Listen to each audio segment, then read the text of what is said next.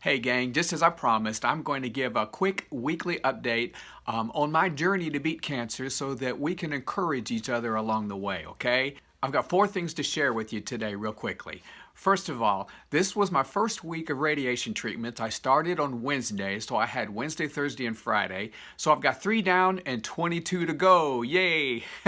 It's going to be a daily thing for the next 5 weeks. I've got 25 of these treatments. Then I get a little bit of a break, and then they do the radiation seeds implant after that, which should last about 3 months or so. These treatments are painless. They only last about 20 minutes a day, and I shouldn't see any kind of side effects for the first week or two. I'm already having a good time with the doctors and the nurses and making a lot of friends, joking and laughing. You know me, I'm pretty shy and hard to get to know, right? I remember the first day I was with them, I asked them, I said, okay, how many of these treatments is it going to take for my new superpowers to start kicking in? Because I want to be in the next Avengers movie. So we're off to a good start, and now next week when I give my updates, I can probably give a more comprehensive update after I've had a full week of, treatments behind me. But right now, it's all good. And secondly, for you men out there, you may be wondering, how did you know that you had prostate cancer and what kind of symptoms did you even have? And I can just tell you, I didn't have any glaring symptoms at all. Now, I do get my checkups with my doctor regularly, and he was keeping an eye on my PSA count for a couple years now. Your PSA count is supposed to be 4 or below. That's pretty normal for men.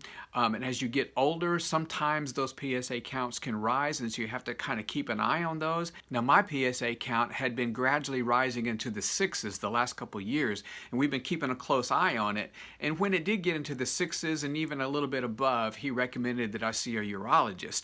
And so we tracked it from there. And then when it got up, it spiked up to like a 10, and then it even spiked up to over a 12. And so that was a pure indicator that something was going on, and from there we had to do the biopsy and find out what it was. Hey, so the PSA counts, just keep your eye on that. And if you have any other questions along the way, feel free to email me, charlie@unclecharlie.com, and I'll be glad to converse with you, talk with you, whatever we need to do so I can be a resource for you, okay? And thirdly, let me just give you a quick word of encouragement. You know, all of us at one time or another are going to face interruptions in life, aren't we? It's just part of the life package that we're dealt with. You know, those interruptions can come in all forms and shapes and sizes. They can be anything from an inconvenience to a delay, maybe a sickness, maybe an accident, maybe a tragedy, maybe even the death of a loved one. Nobody likes interruptions, but it is a part of life. So the question becomes, how do we handle those interruptions, and where do we get our strength to handle those interruptions? Because we all know these things can either make you bitter or they can make you better. Well, how do you become better? Well, I'll tell you how I try to become better, and it all stems from my relationship with the Lord. You see, that's where my strength actually comes from. It's not just going to church. It's my daily walk with Him. It's my faith walk where I talk with Him and He talks with me. See this behind me here? This is my spot. This is my quiet spot. I developed a habit when I was younger of just spending time alone with God, just reading His Word and letting Him speak to me through that Word. And for me, just pouring out my heart to Him. I even journal. I journal my prayers. I journal what I'm learning in the Bible. It's just a habit that I created long ago. This is how I start my day, and it's where it all begins with me. I try my best to keep focused on Him no matter what I'm doing throughout the day, but it all begins right here in my time alone with Him.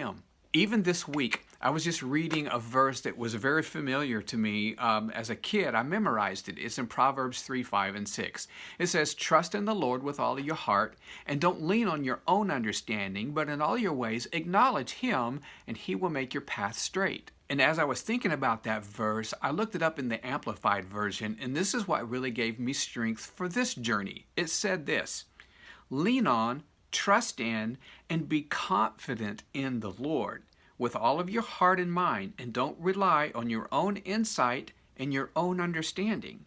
In all your ways, know and recognize and acknowledge Him, and He will direct and make straight and plain your paths." That's exactly where my confidence comes from. He promised us that if we would just lean on Him and trust Him, that He would make sense out of all of this. He does it for me, and He'll do it for you.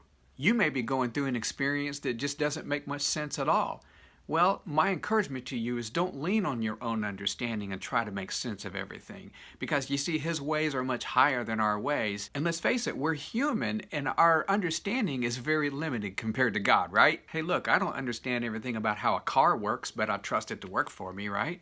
So gain your strength by spending time with Him, and gain your confidence by talking with Him, and gain His peace by trusting Him in your situation, okay?